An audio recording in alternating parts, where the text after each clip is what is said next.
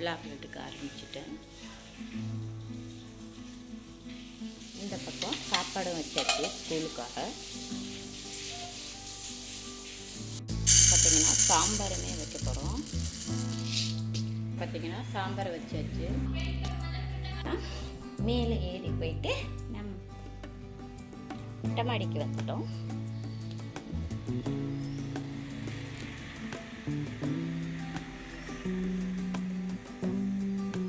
மேலே ஏறி போயிட்டு இப்போ முருங்கை பிடிக்கும். இப்போ 2 முருங்கை மட்டும் நம்ம பிடிச்சிக்கிட்டோம்.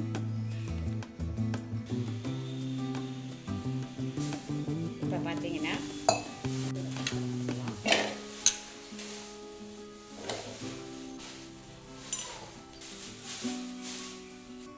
முருங்கைக்காய் வேக வச்சுக்கலாம்.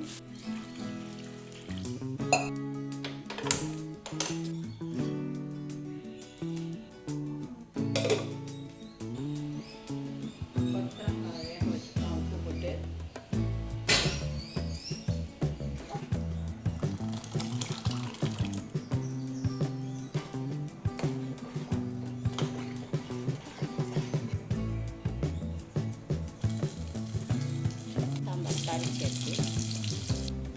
பார்த்தீங்கன்னா சாப்பாடும் சாம்பாரும் ரெடி.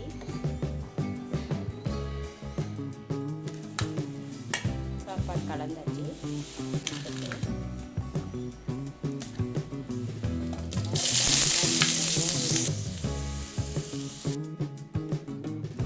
பாப்பாக்கு லஞ்சு கட்டி. இப்போ பார்த்தீங்கன்னா அரிசி உளுந்து காய வச்சுருக்கோம்.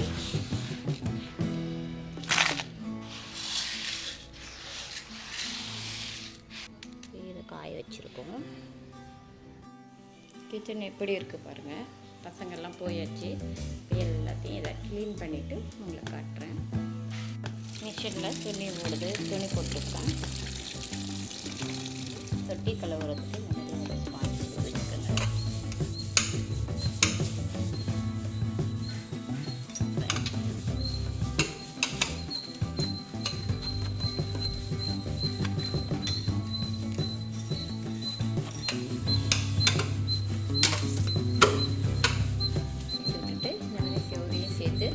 தேய்ச்சி விட்டு கழுவிட்டிங்கன்னா எப்பயுமே சுத்தமாக இருக்கும் நம்ம தொட்டி.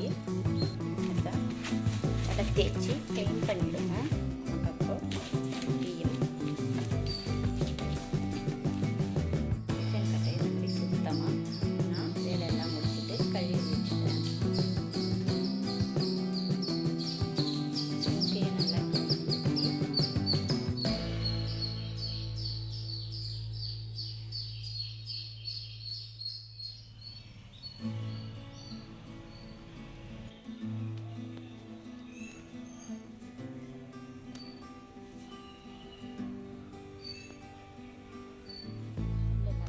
காஞ்சிக்கிட்டு இருக்கு.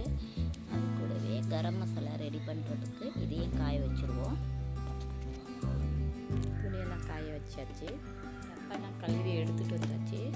இதில் என்னென்ன ஜாமான் போடலான்னு பார்க்கலாம். மிளகாய் தூள் போட்டுக்கலாம். இது வீட்டில் அரைச்ச மிளகாய் தூள்.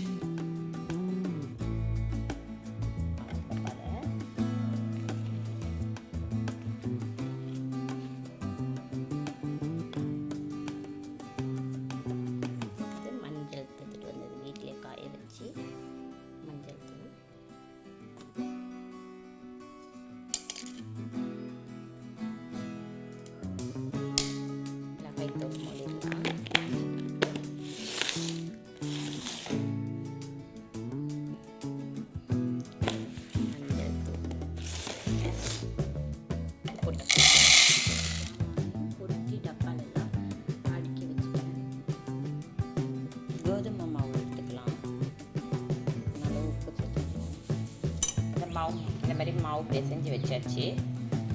இப்படி போட்டு இப்படி ஒரு திருப்பிக்கங்க.